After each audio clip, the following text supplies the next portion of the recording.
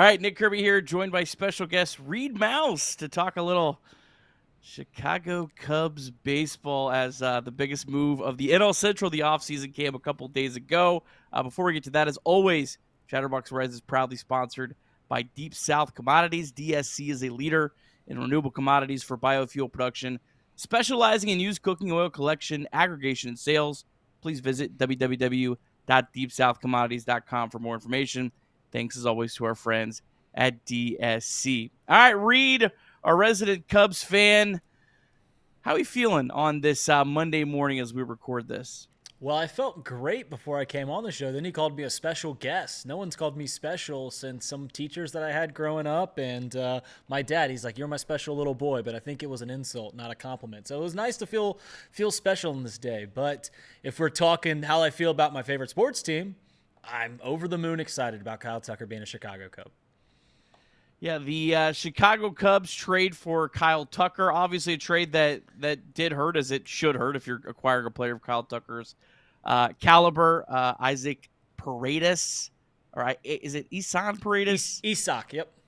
I always confuse it because the spelling does not match the pronunciation at all. Correct. Really good player that, by all accounts, should mash in Houston.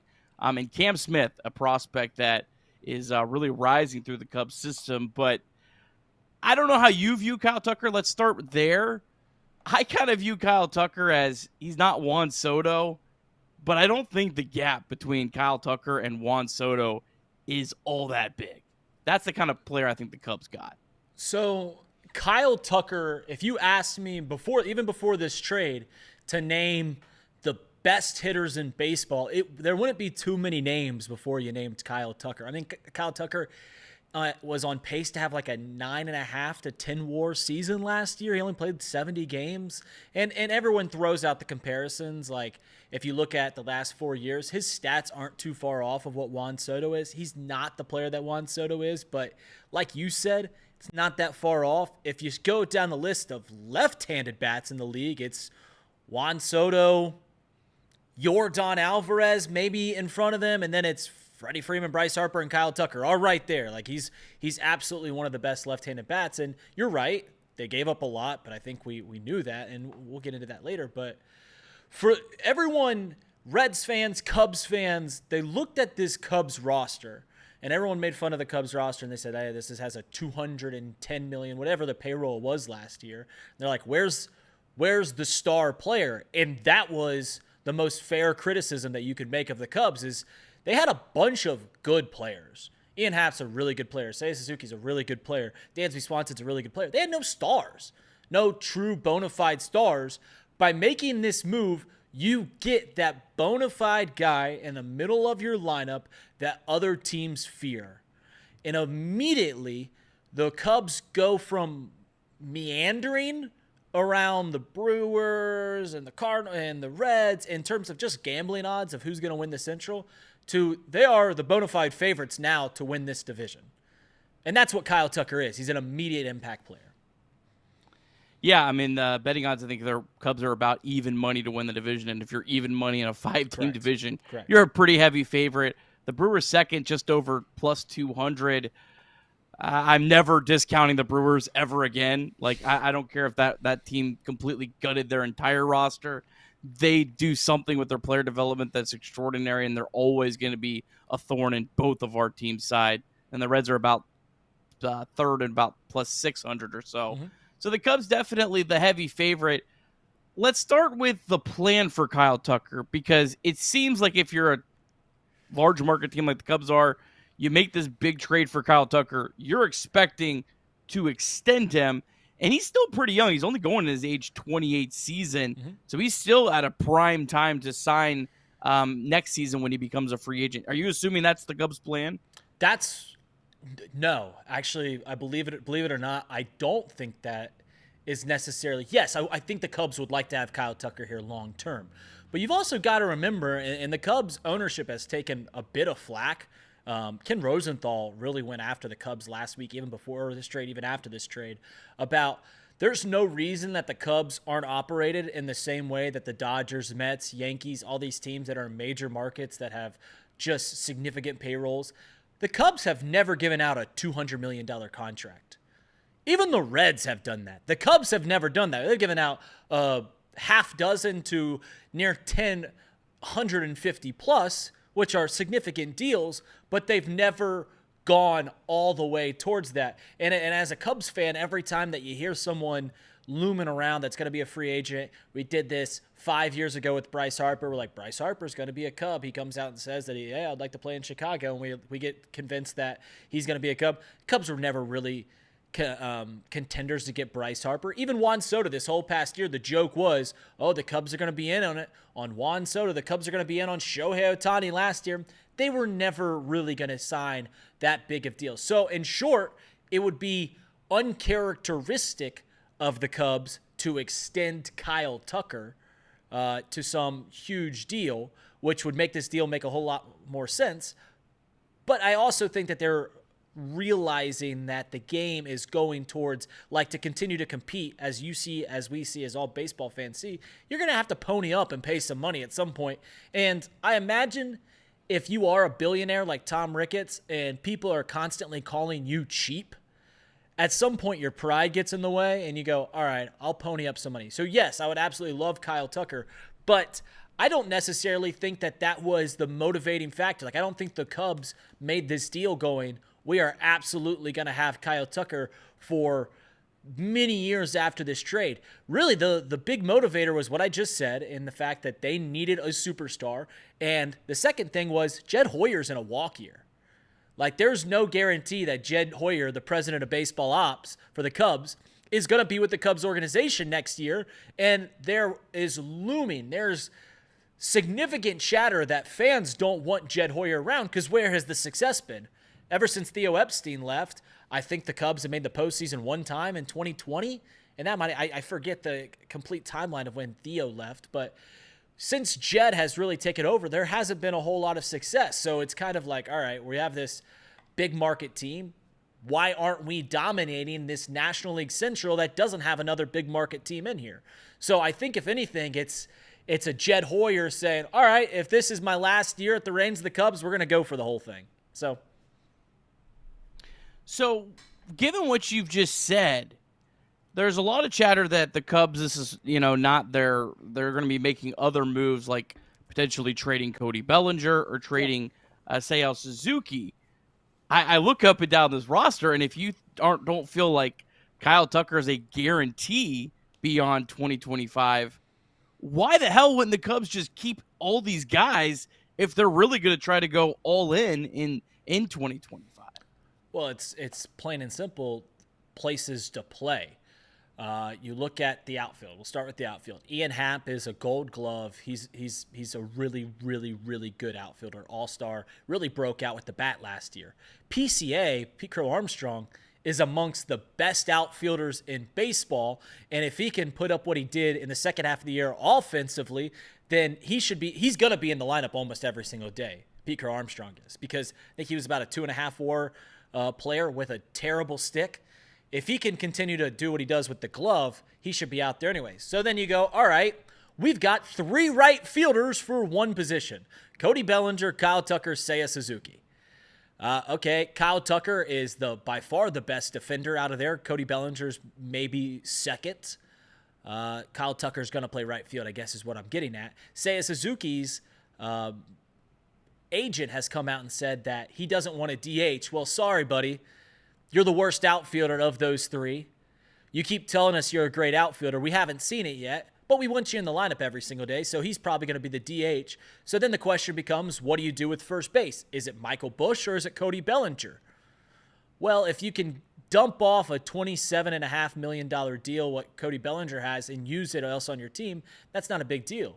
There has now been reports, are the Cubs looking at having Michael Busch play third, which would subtract significantly defensively, but that lineup's a heck of a lot better. So there are different ways you can do. I would still assume that Cody Bellinger is going to be moved, and that's simply from, do you got a spot for him? Because if you don't, and you've got basically 4 guys between Kyle Tucker, Michael Busch, Cody Bellinger, and Seiya Suzuki to play 3 positions, someone's going to be on the outside looking in.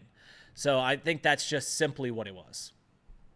If you had to pick, Bellinger or Suzuki to go. It seems like Bellinger would maybe be the better fit for the Cubs because he can play first base, and he gives you more flexibility.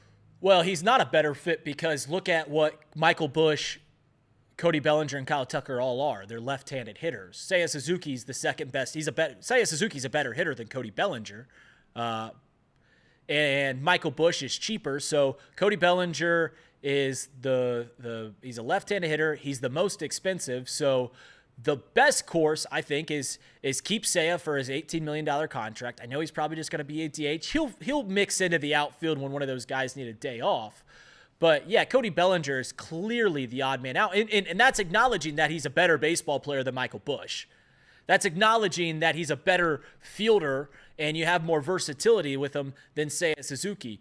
But if the options are to keep 3 left-handed hitters or 2 left-handed hitters and Seiya, who's I believe is a better hitter than Cody Bellinger, I don't think it's necessarily that hard of a decision. Especially because you can say that because the right field is so congested with the Cubs, they might not have a whole lot of leverage in terms of negotiations. The team that's most linked with Cody Bellinger is the New York Yankees, and they've now swung and missed, pun intended, on 2 different big left-handed bats, Juan Soto and Kyle Tucker. The third left-handed bat would be Cody Bellinger. So they might pay a king's ransom for Bellinger. The talks right now are about how much money the Cubs eat, but we'll see. We'll see what happens. We'll see what happens. Bellinger as a Yankee does feel like a natural fit if there ever was one. And he'd hit better there than at Wrigley Field because we're seeing some of that power drift away. He's really turned into more of a contact hitter, but it's 355 down the line at Wrigley Field. It's 315 at Yankee Stadium. Like that power will surge back if he was at Yankee Stadium, which by the way, the pure field construction is part of the reason that Isaac Paredes was traded. He just didn't fit at Wrigley Field. 355 down the line. He can't hit home runs at Wrigley Field. I heard Jed Hoyer during the winter meeting say something that was fascinating, that got my brain really thinking. He was talking about how 2024 was a unusual year weather-wise at Wrigley Field, where the wind was blowing in way more than normally. And he said that he thought that was a massive reason why the Cubs' offense was as pedestrian as maybe they ended up at the end of the year. I went and looked at the Reds splits. The Reds at Wrigley Field in 6 games had a 297 slugging, and the Reds were a pretty decent slugging team. So, I mean, that kind of shows you there, and I remember several games.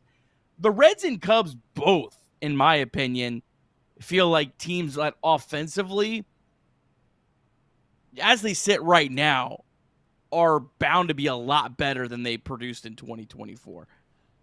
Undoubtedly, yeah. No, the Cubs in 2023, where they collapsed in September, that offense, which was pretty much the exact same offense that we brought into last year, that offense scored more runs than the 2015 and the 2016 Cubs. Obviously, that went to the NLCS and the World Series. So, like, that offense should be putting up a lot of runs. And, yeah, I remember there was a game where the Reds played the Cubs at Wrigley Field, and there was 6 to 7 balls that off the bat felt like home runs, and they're not even getting to the warning track.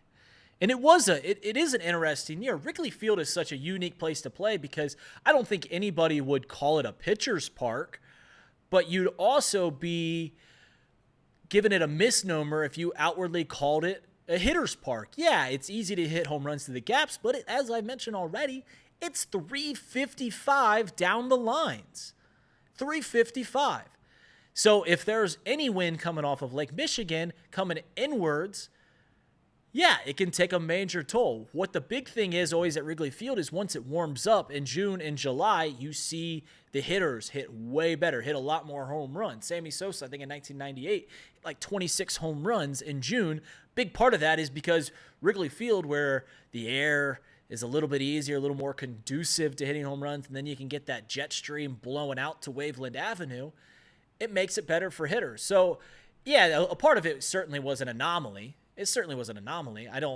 You can't predict that either way. You can't predict that it's going to get better. You can't predict that it's going to get worse. You just kind of roll with the punches. But I'm with you. There's no reason to believe that the Cubs can't be as boisterous as an offense as they were 2 years ago. All right, let's switch to the pitching side. Let's do a little bit of more of a comparison with the Reds, since I'm sure Reds fans kind of want to hear a little bit about the Reds at this point of our conversation. We also want to remind you that you can call or text 988 anytime, day or night. The 988 Suicide and Crisis Lifeline is a place to get support for anything related to mental health. Whether it's an immediate crisis, simply wanting to find out how to connect with care, or anything in between, it's a 100% confidential, secure, and anonymous way to reach out for help when you don't know where else to turn. To connect, call or text 988 or visit mantherapy.org to get help. It's okay not to be okay. All right, let's switch to the pitching side. Let's do a little bit of more of a comparison with the Reds, since I'm sure Reds fans kind of want to hear a little bit about the Reds at this point of our conversation. I think two really good pitching staffs. I mean, obviously Shoto Imanaga, Justin Steele, Jameson Taillon, Matthew Boyd, Javier Assad's the top five. Would you say Ben Brown would be the sixth man right now, or maybe he could dethrone Assad if he pitches well in spring training? Well, I think that the Cubs they've already been linked to a couple different names. Jesus Luzardo from the Marlins has been linked to the Cubs. Luis Castillo has been linked to the Cubs. The Cubs are going to get another starting pitcher. But you're right. I mean, when I think it was Elliott and Jacob were rightly ranting and raving about how talented the Reds starting rotation is. In a pure statistical nature, you look at the 5 starting pitchers that the Cubs are bringing back next year, or the 4 that they're bringing back and the one that they brought in with Matthew Boyd.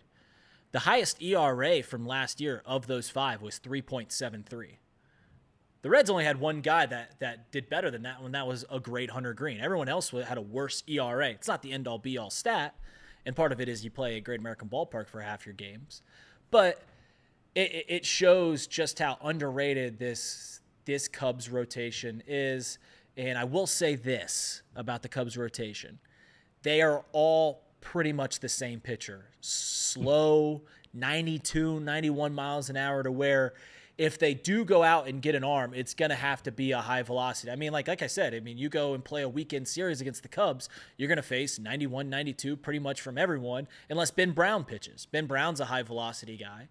But yeah, it's a slow off speed. But at this current moment, is it fair to say that the Reds and the Cubs have the best rotations in the Central? I don't think that's outlandish by any stretch. I don't think they're that far off as in the top 5, 7, 8 of baseball, really. Yeah. Now, I do have to correct you, because Nick Martinez had a 3.10 ERA. We're counting relievers now? No. He made more starts than I think relieving appearance. There was close. And then Rhett Lauder, his ERA was like 1.5. He only made 6 starts. But I was going to say he played 1 week, and we're counting that one too. So the Cubs, as we mentioned, with Ben Brown as like their 6th. The Reds with Hunter Green, Brady Singer, Andrew Abbott, Nick Martinez, Nick Lodolo, Rhett Lauder. Chase Burns very well could get into that. I think they're pretty close to even right now. Sure. Obviously, if the Cubs go get another one, that probably pushes them over the top. Do you think it's fair to say that the Cubs have a higher floor than the Reds, but the Reds have a much higher ceiling as a rotation? There's no doubt about it. There are a lot more candidates in the Reds rotation that you would, if you were to make a wager, are going to do better next year. There's a lot of arms in the Cubs rotation that if you had to make a wager, like Javier Assad, he was great this past year. If we get another year of what Javier Assad did this year, I think that would shock pretty much everyone in baseball. I think you look at these stats in which you can pretty easily determine regression. I think opponents batted like 112 or something, in the 150 against Javier Assad with runners in scoring position. That's not going to happen again. It's just like what we always do with one-run games. Like if you have a great record against one-run games one year, the next year you're probably going to regress.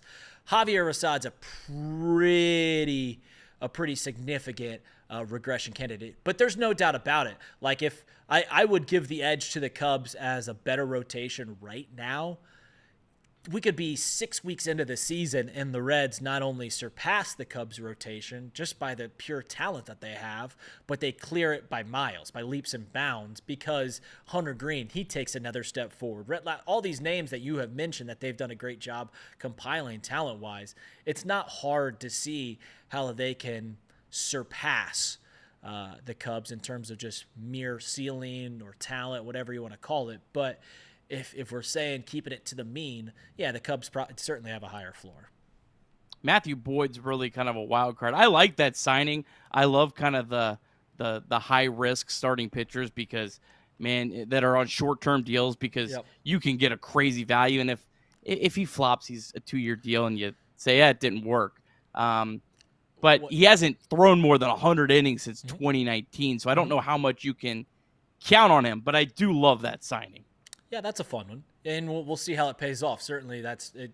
It's not the 1-to-1 comparison of the Cody Bellinger deal that the Cubs made, because Cody Bellinger obviously had won an MVP and a Rookie of the Year, but it's not too far off to where, hey, we'll throw some money away for 2 years, and if it doesn't work, it doesn't work. One thing that Reds fans make me, it boils my blood for some reason, is you talked to me right after the Cubs made the Jameson Taillon trade. And you said you thought that was a really good trade. Because of his first 8 starts, first 2.5 months as a Cub, every Red leg writes him off as, oh, what a bust of a signing he has. I think he had a 3 ERA last year. At one point, it was sub-3 until the last month of the season. Like, that's been a really good signing. It's just funny how people, they gave him about 6 starts. They're like, oh, man, the Cubs just doing their Cubs thing, signing losers. But he's pretty much Brady Singer. I mean, you look at their numbers the last 4 years, they're pretty much identical pitchers. And for the Cubs, he's important because he's the guy that takes the ball every 5th day. Yeah. He's stayed relatively healthy, and that's the biggest thing that the Reds have needed, more so than high upside arms. They just need dudes that can stay on the field. Mm-hmm. No doubt about it. The Cubs bullpen's interesting. I don't want to spend a lot of time on it, Neither do I.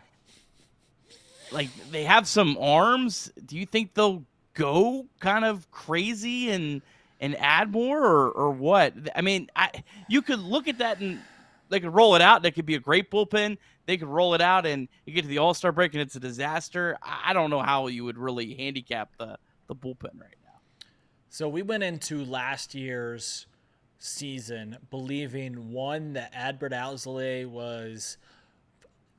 he wasn't going to be what he was in 2023, but you felt like he had a pretty high floor.